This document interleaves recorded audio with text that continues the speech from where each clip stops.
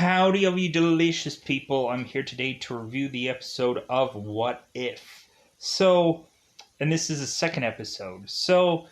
Regardless about overall how I feel about this episode, it's just really good to have Chadwick Boseman as T'Challa. Being in this role again just kind of feels good, regardless of just like I didn't like this episode at all, or I love this episode. Either way, it was just good to just be able to have this character again. Especially for a lot of people who mourned his loss and everything like that. Uh, Going into this episode, in all honesty, like I feel like there was like a setup in part of this episode for another episode, as far as maybe adding in a certain character, which I'll hopefully talk about in spoilers. I didn't like the villain in this episode. The villain felt just like, okay, I guess they needed to figure out some kind of villain to do somewhere, but like it just kind of felt really flimsy. There are certain characters that I was just kind of like, this just like, okay, this person is a different kind of person. Gray, like I don't know. It seems like certain characters had this one kind of thing that kept being waspily said uh, around them consistently. Uh,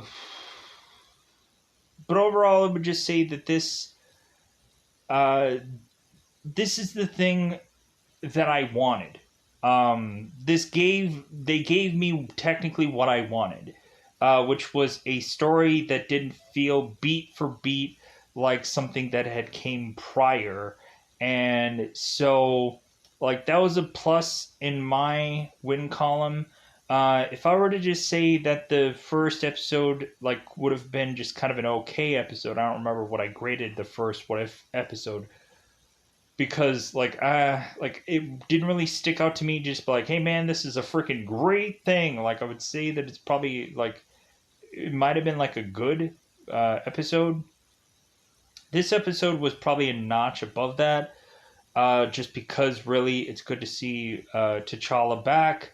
It's good to also have a seemingly original story, and it was kind of like a fun episode to be put together, is what I'll say about this episode. So yeah, I think I kind of covered everything, or I kind of think I covered everything of what I wanted to say for the cryptic like sense. Let's go into spoiler terms to just kind of bust out this episode. I don't even know how long this episode was. Like, was it 30 minutes? So yeah, like there's probably gonna be me probably getting this whole thing done in like 10 minutes, probably. I hope. Or I would hope that eventually I'd get this done for. Anyways, pushing on. Let's go into that double five territory. It's about that time to go into the double five. It's going to spoiler time, spoiler time. It's about that time I'm going to spoil this episode. So, what ends up happening is we have a very familiar beginning sequence of this, which is basically where, if of course people remember Guardians of the Galaxy, Star Lord eventually danced his way to eventually getting the Infinity Stone.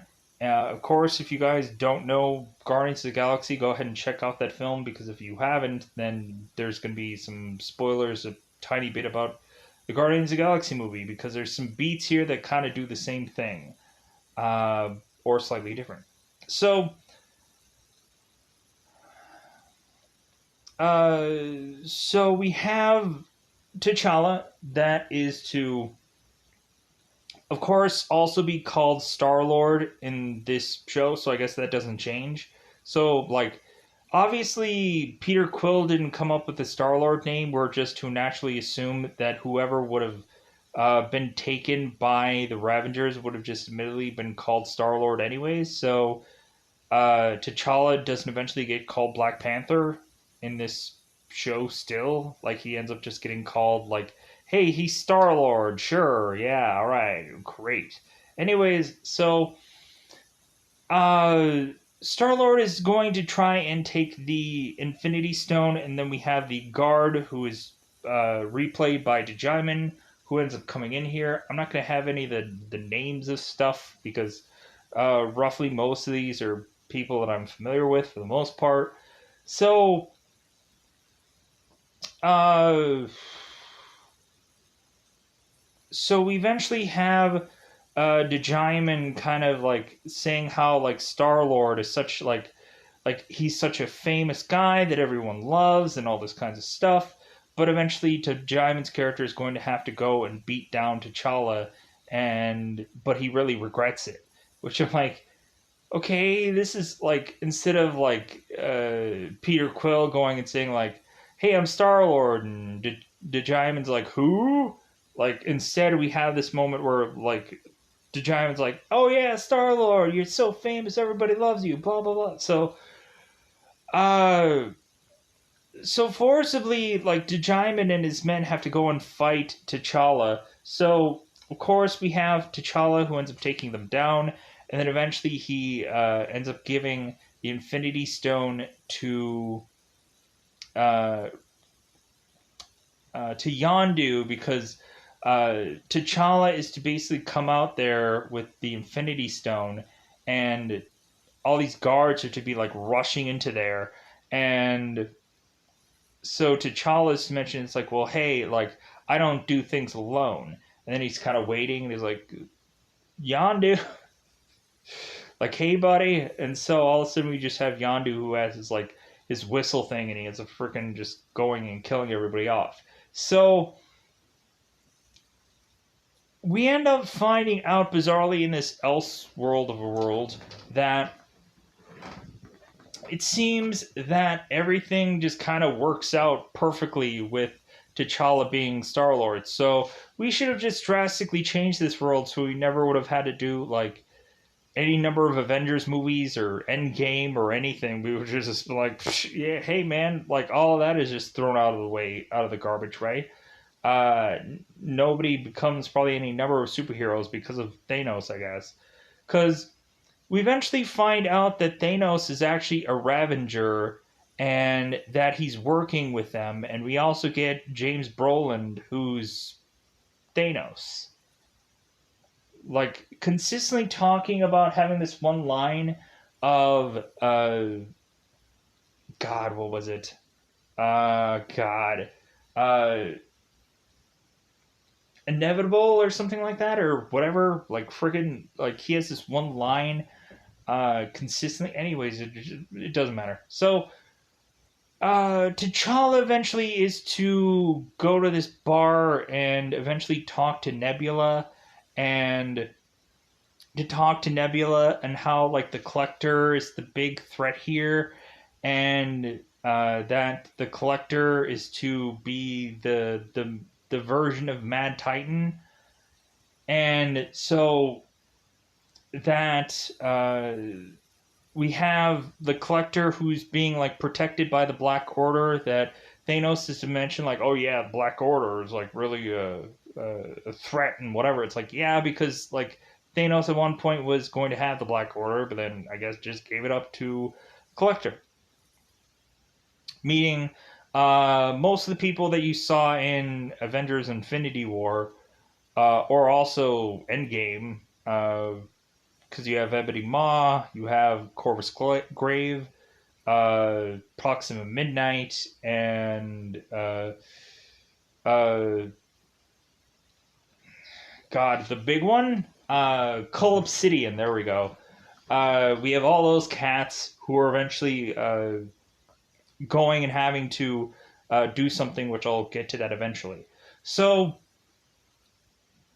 uh, so T'Challa is putting up this whole like trick or scheme or whatever, and so he's gonna hide in some like little steel case to have forcibly the Ravagers distract all of the Black Order. So T'Challa is to try to sneak into this Collector's place to eventually go on and talk to Howard the Duck, which, funny enough, Howard the Duck was supposed to have a series of his own.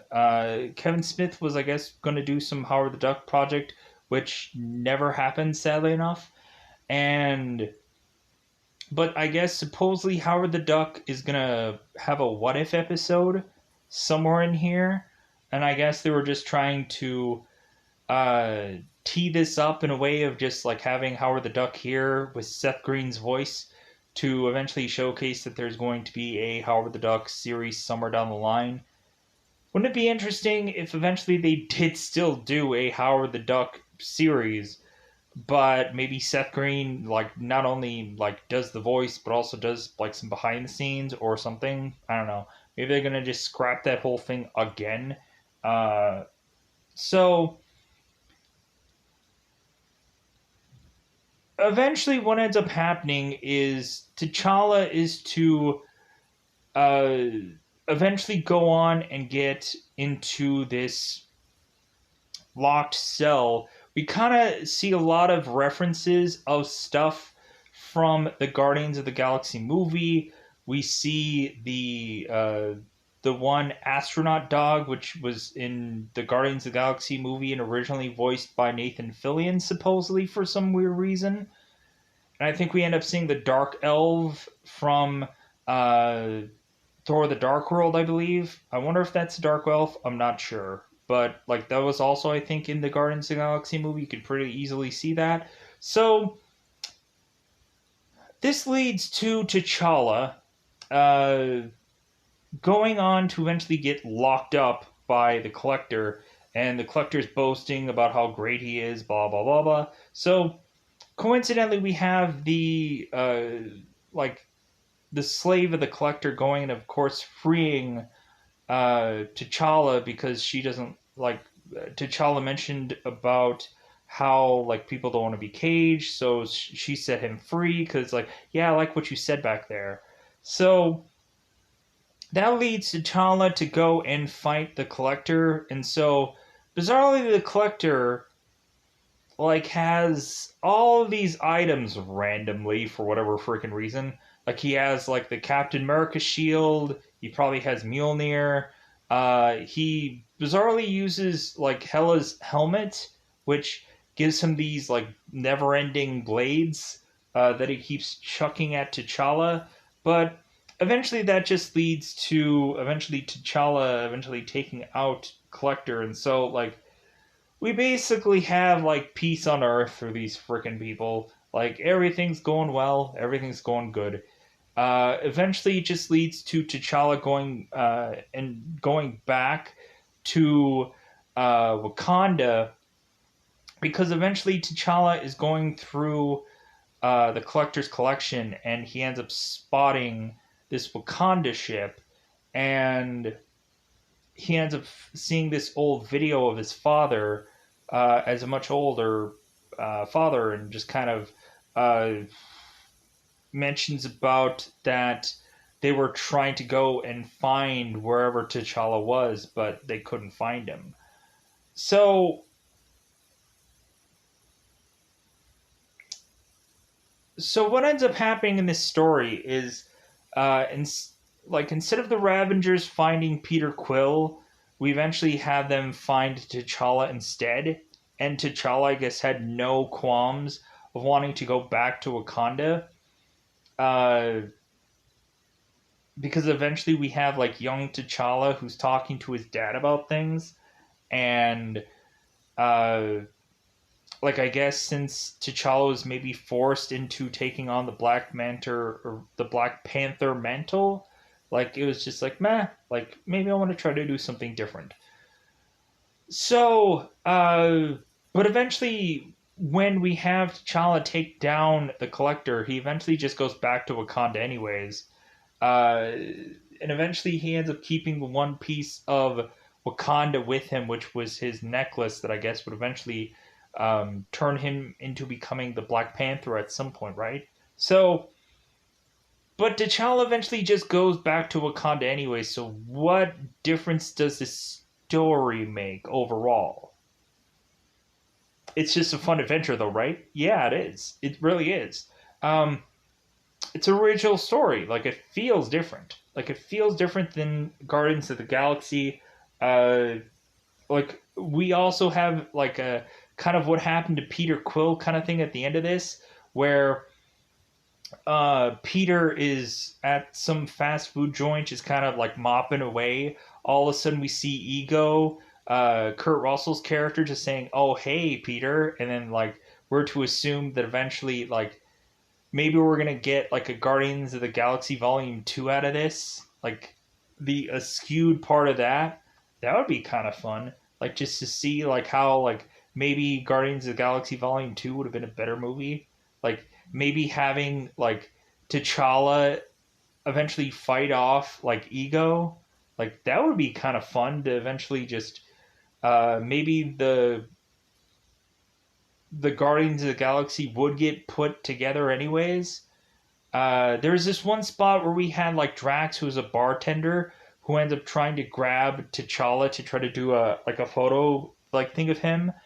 Uh, like that's all that Drax was doing. Evidently, Drax never lost his family, or no one died, or whatever from Drax's family. So he's just some bartender randomly. Nebula bizarrely had blonde hair in this version. Like Nebula is always a character that I really just don't care about. Even if she has importance going on in any story, if they did a whole movie about Nebula, I probably wouldn't care. Sadly enough. Uh, is there anything else that I think I need to mention here? No, I think I covered everything. I feel bad because I don't think I covered it all, but I think I covered most of it. I think I covered the bullet points. So closing statements, I guess, for anything that I'm probably gonna remember somewhere down the road. I The Thanos thing, I guess, was fun. I guess something different. Uh, Thanos being on the good guy side, I guess, was fun. Uh, I kind of, I guess the Easter egg of the Collector having seemingly everything, I guess, could be a fun thing to have had in the show. Howard the Duck being on the show, I guess, was fun. Uh, there's a fun factor with the show. You have Yondu here, who technically is dead in Guardians 2. Spoilers, if you haven't seen either one of these, I would have thought you would have before you went into this show. No? Well, too bad. Anyways, so uh yeah.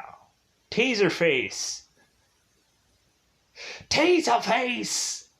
Yeah, we have him back in this thing also. Uh but yeah, it just seems like everything is done as a like a utopia or whatever, a perfect world, because T'Challa was to be Star Lord.